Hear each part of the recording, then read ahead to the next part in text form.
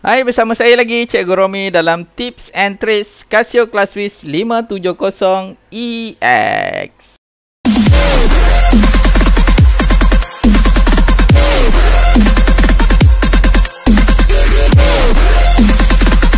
Kali ini kita masih lagi dalam topik bulatan tingkatan 2.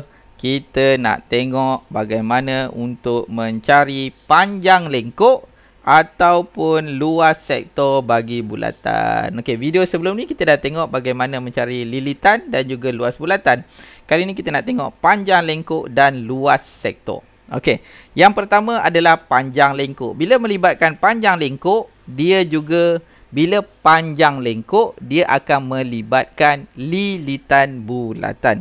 Di mana panjang lengkuk, kalau kita tengok formula ini, panjang lengkuk per lilitan bulatan sama dengan sudut pada pusat per dengan 360. Di mana sudut pada pusat ini adalah theta yang sudut yang dicangkum oleh panjang lengkuk tersebut. Okey, kita tengok contoh 12. Rajak di bawah menunjukkan sebuah bulatan dengan berjejari 14 cm. Okey, ini dia punya J. Okey, ini dia punya J. Dan berpusat di O. Hitung panjang lengkuk minor PQ. Maknanya kita nak cari dia punya itu adalah PQ itu. Yang mencangkum 60 darjah pada pusat. Tulis jawapan pada dalam dua tempat perpuluhan. Okey, kita tahu panjang lengkuk. Saya labelkan panjang lengkuk kepada PL per dengan lilitan. Bila sebut lilitan, dia punya formula adalah 2 pi J sama dengan theta per dengan 360 darjah. Theta itu adalah sudut yang dicangkum. Di mana J kita tahu bahawa nilai J kita dapat diberi pada kita adalah 14 cm. Theta ini kita ada 60 darjah. Itu adalah maklumat-maklumat yang diberi. Maka kita boleh tahu dia punya panjang lengkuk. Okey, kita cuma masukkan saja maklumat ini. PL itu saya gantikan dengan X lah. X untuk panjang lengkuk. Supaya kita mudah masuk dalam kita punya kalkulator. Okey, 2 darab pi. Dia suruh kita guna pi. Ada? Pi biasanya kalau dia tak tulis kita boleh gunakan 22 per 7. Kalau tak ada kita tulis 22 per 7 darab J diberikan kita 14 sama dengan theta itu adalah 60 darjah per dengan 360 darjah. Jadi kita kena dapatkan nilai X itu. Nilai X itu adalah dia punya panjang lengkuk. Okey, kita masukkan nilai.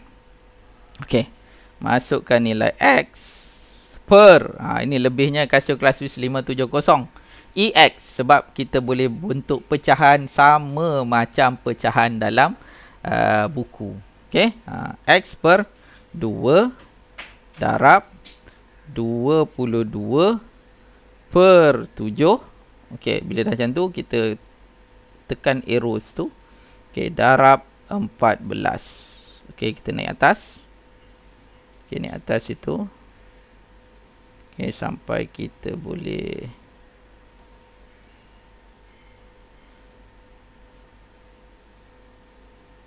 okey, sampai macam tu. Dapatkan dia punya cursor tu panjang macam tu ya. Okey.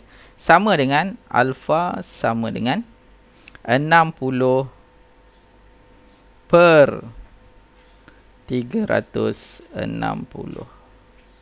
Okey, apa yang tertera di display calculator sama macam kita punya persamaan yang ada. Jadi kita nak selesaikan, tekan shift, solve dan tekan sama dengan. Okey, kita dapat jawapan kita. X ataupun panjang lengkuk sama dengan 14.67. Dia nak berapa titik perpuluhan? 2 tempat perpuluhan 14.67 cm.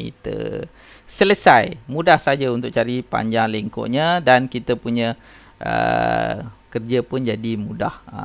Mungkin kuranglah berlaku kesilapan kalau kita selesaikan satu-satu. Kadang-kadang waktu kita menyelesaikan masalah tu ada sedikit kesilapan ataupun kecuaian di situ. Ya, kita terus masukkan nilai, kita boleh tengok. Okey. Kita tengok yang seterusnya, bagaimana kita nak menyelesaikan masalah yang melibatkan luas sektor bulatan. Okey, bila menyebut tentang luas sektor, dia akan melibatkan luas bulatan. Kita tengok formula ini adalah luas sektor bulatan per dengan luas bulatan sama dengan sudut pada pusat per dengan 360. Kita tahu untuk luas bulatan formulanya adalah pi j kuasa 2. Kita tengok contoh 16. Diberi luas QOP ialah 18.48 cm persegi dan jejari 12 cm. Hitungkan nilai theta. Nilai theta adalah sudut pada pusat. Jadi sudut pada pusat. Kita tahu bahawa dalam formula luas sektor per dengan luas bulatan sama dengan theta per 360 darjah. Persoalannya sekarang kita kena cari theta itu. Okey, diberi kepada kita luas sektor 18 diberi luas sektor adalah 18.48. Okey, kita tahu 18.48 per dengan luas bulatan. Luas bulatan kita kena kira pi j kuasa 2. Jadi pi kita adalah 22/7 darab j kita, jejari kepada kita diberi 12 kuasa 2. Pi j kuasa 2 untuk luas bulatan sama dengan theta per dengan 360. Theta ni lah yang kita nak cari. Okey, theta ni kita boleh gantikan dia. Kalau kita nak masuk dalam kalkulator, kita boleh gantikan dia dengan X macam tu. Jadi kita hanya masukkan saja nilai-nilai yang diberikan. Okey. 18.48 per 22/7. Okey, gerakkan cursor darab 12 kuasa 2. Okey, kita arihkan cursor sampai bagi nampak panjang macam tu. Okey, sama dengan alfa sama dengan theta. Theta kita gantikan dengan X per dengan 360 darjah. Okey, tekan shift and soft sama dengan. Okey, kita dapat nilai X sama dengan 14.7 di mana X itu adalah theta. Theta sama dengan 14.7 darjah. Okey, itu adalah sudut di pusat bagi luas sektor yang diberikan. Okey, itu saja perkongsian dari saya. Semoga dia bermanfaat dan membantu anda dalam menyelesaikan masalah matematik menggunakan kalkulator Casio ClassWiz 570EX. Bye-bye, selamat mencuba.